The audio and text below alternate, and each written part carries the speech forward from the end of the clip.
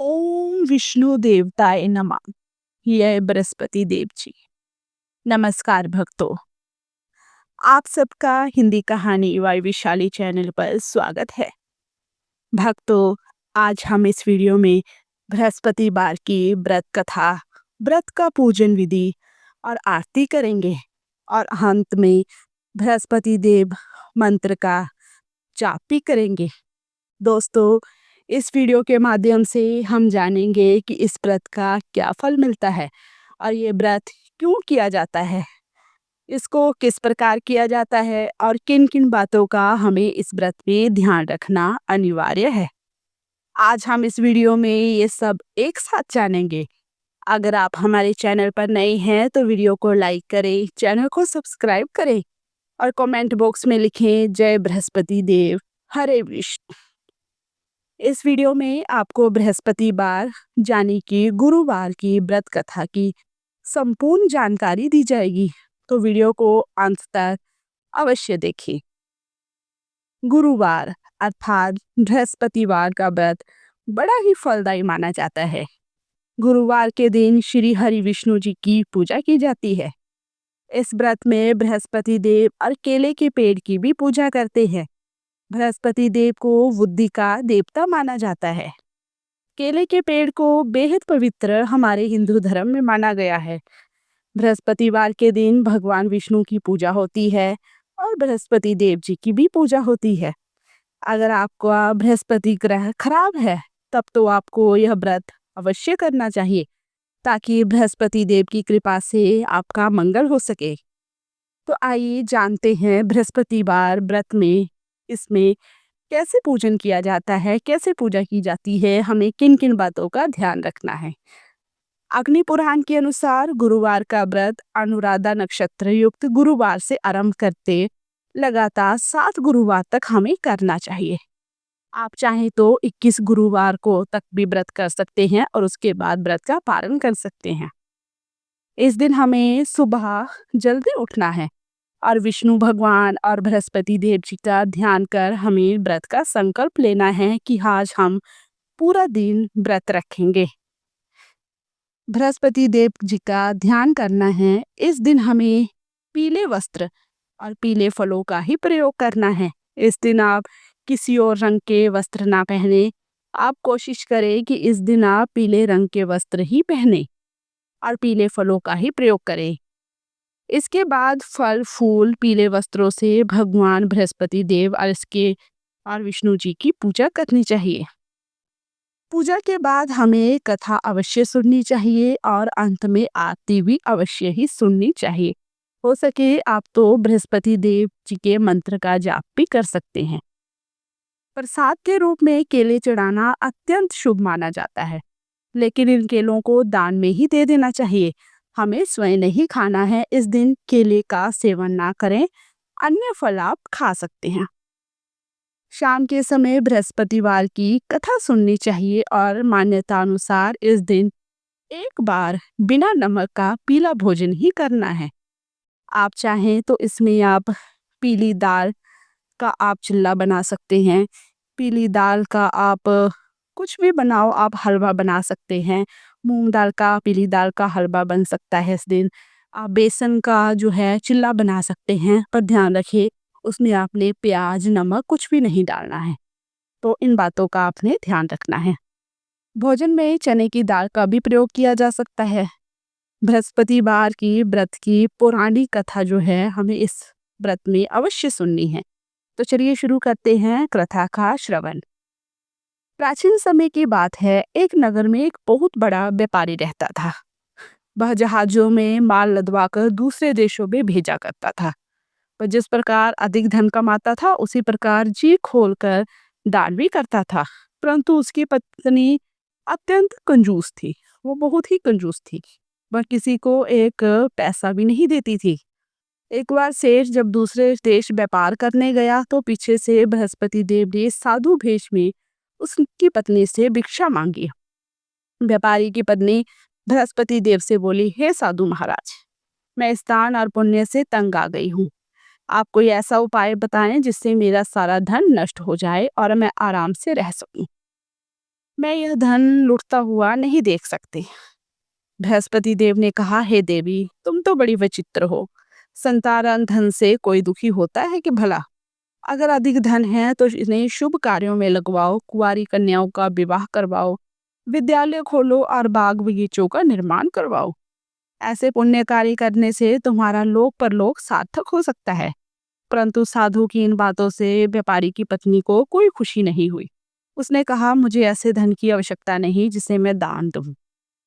तब बृहस्पति देव बोले, यदि तुम्हारी ऐसी इच्छा है तो तुम एक उपाय करना। 7 बृहस्पतिवार घर को गोबर से लीपना, अपने केशों को पीली मिट्टी से धोना, केशों को धोते समय स्नान करना, व्यापारी से हजामत बनाने को कहना और भोजन में मांस मदिरा खाना, कपड़े अपने घर धोना। ऐसा करने से तुम्हारा सारा का सारा धन जो है वो नष्ट हो जाएगा, खत्म हो जाएगा। इतना कहकर बृहस्पति देव अंतर्ध्यान हो गए। व्यापारी की पत्नी ने बृहस्पति देव के कहे अनुसार 7 बृहस्पतिवार वैसा ही करने का निश्चय किया। केवल 3 बृहस्पतिवार बीते थे कि उसकी समस्त धन संपत्ति नष्ट हो गई और वह परलोक से धार गई। जब व्यापारी वापस आया तो उसने देखा कि उसका सब कुछ नष्ट हो चुका है। उस व्यापारी ने अपनी पुत्री को सांत्वना दी और दूसरे नगर में जाकर बस गया। वहां वह जंगल से लकड़ी काट कर लाता और शहर में बेचता। इस तरह वह अपना जीवन व्यतीत करने लगा। एक दिन उसकी पुत्री ने दही खाने की इच्छा प्रकट की, लेकिन व्यापारी के पास दही खरीदने के पैसे नहीं थे। वह अपनी पुत्री को आश्वासन देकर जंगल में लकड़ी काटने चला गया। वहां एक वृक्ष के नीचे बैठ अपनी पूर्व दशा पर विचार कर रोने लगा। उस दिन बृहस्पतिवार था। तभी वहां बृहस्पति देव साधु के रूप में सेठ के पास आए और बोले, हे मनुष्य, तू इस जंगल में किस चिंता में बैठा है? तब व्यापारी बोला, हे महाराज, आप तो सब कुछ जानते हैं। इतना कहकर व्यापारी अपनी कहानी सुनाकर रो पड़ा। बृहस्पति देव बोले, देखो बेटा, तुम्हारी पत्नी ने बृहस्पति देव का अपमान किया था, इसी कारण तुम्हारा यह हाल हुआ है। लेकिन अब तुम किसी प्रकार की चिंता मत करो। तुम गुरुवार के दिन बृहस्पति देव का पाठ करो। 2 पैसे के चने गुड़ को लेकर जल के लोटे में शक्कर डालकर वह अमृत और प्रसाद अपने परिवार के सदस्यों को देना और कथा सुनाने वालों को भी बांटना जिनको तुम कथा सुनाओगे। स्वयं भी प्रसाद और चरणामृत लो, भगवान तुम्हारा अवश्य कल्याण करेंगे। साधु की बात सुनकर व्यापारी बोला, महाराज, मुझे तो इतना भी नहीं बचता कि मैं अपनी पुत्री को दही लाकर दे सकूं। इस पर साधु जी बोले, तुम लकड़ियां शहर में बेचने जाना, तुम्हें लकड़ियों के दाम पहले से चौगुने मिलेंगे, जिससे तुम्हारे सारे कार्य सिद्ध हो जाएंगे।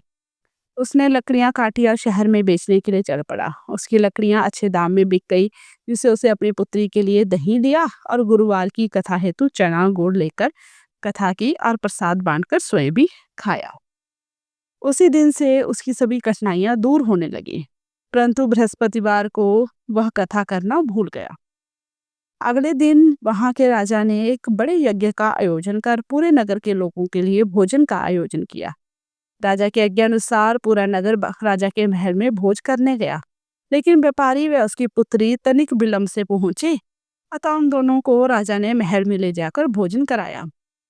जब वे दोनों लौट कर आए तब रानी ने देखा कि उसके खूंटी पर टंगा हार गायब था। रानी को व्यापारी और उसकी पुत्री पर संदेह हुआ कि हार उन्होंने ही चुराया है।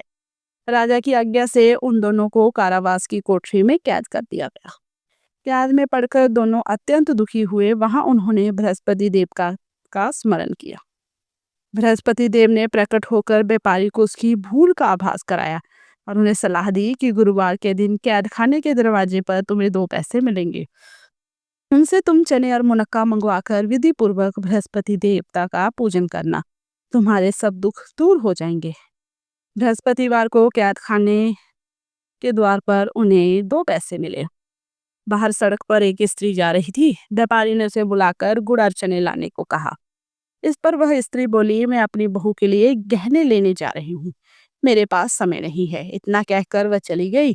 थोड़ी देर बाद वहां से एक और स्त्री निकली। व्यापारी ने उसे बुलाकर कहा कि ये बहन, मुझे बृहस्पतिवार की कथा करनी है, तुम मुझे 2 पैसे का गुड़ चना ला दो। बृहस्पति देव का नाम सुनकर वह स्त्री बोली, भाई, मैं तुम्हें अभी गुड़ चना लाकर देती हूँ। मेरा इकलौता पुत्र मर गया है, मैं उसके लिए कफन लेने जा रही थी, लेकिन मैं पहले तुम्हारा काम करूंगी। उसके बाद अपने पुत्र के लिए कफन लाऊंगी। वह स्त्री बाजार से व्यापारी के लिए गुड़ चना ले आई और स्वयं भी बृहस्पति देव की कथा सुनी। कथा के समाप्त होने पर वह स्त्री कफन लेकर अपने घर गई। घर पर लोग उसके पुत्र की लाश को राम राम सत्य है कहते हुए शमशान ले जाने की तैयारी कर रहे थे। स्त्री बोली, मुझे अपने लड़के का मुख देख लेने दो। अपने पुत्र का मुख देखकर उस स्त्री ने उसके मुंह में प्रसाद और चन्नामृत डाला। प्रसाद और चन्नामृत के प्रभाव से वह पुनर्जीवित हो गया। पहली स्त्री जिसने बृहस्पति देव का निरादर किया था, वह अपने पुत्र के विवाह हेतु पुत्र वधू के लिए गहने लेकर लौटी और जैसे ही उसका पुत्र घोड़ी पर बैठकर निकला, वैसे ही घोड़ी ने ऐसी उछाल मारी कि वह घोड़ी से गिरकर मर गया। यह देख स्त्री रो रो कर बृहस्पति देव से क्षमा याचना करने लगे। उस स्त्री की याचना से बृहस्पति देव साधु भेष में वहां पहुंचकर कहने लगे, देवी, तुम्हें अधिक विलाप करने की आवश्यकता नहीं है। यह बृहस्पति देव का अनादर करने के कारण हुआ है। तुम वापस जाकर मेरे भक्त से क्षमा मांगकर कथा सुनो, तभी तुम्हारी मनोकामना पूर्ण होगी। जेल में जाकर उस स्त्री ने व्यापारी से माफी मांगी और कथा सुनी। कथा के उपरांत वह प्रसाद और चरणामृत लेकर अपने घर वापस गई। घर आकर उसने चरणामृत अपने मित्र पुत्र के मुंह में डाला।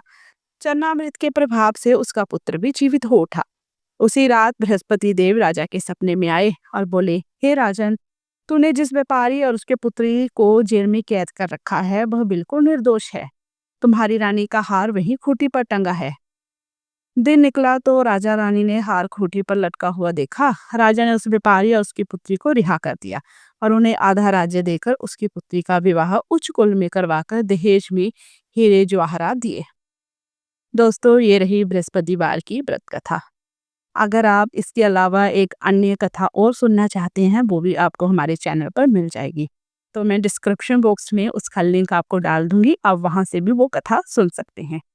आइए शुरू करते हैं गुरुवार की आरती। ओम जय बृहस्पति देवा, ओम जय बृहस्पति देवा, शिन शिन भोग लगाऊं कदली फल मेवा। ओम जय बृहस्पति देवा, तुम पूर्ण परमात्मा तुम अंतर्यामी, जगत पिता जगदीश्वर तुम सबके स्वामी।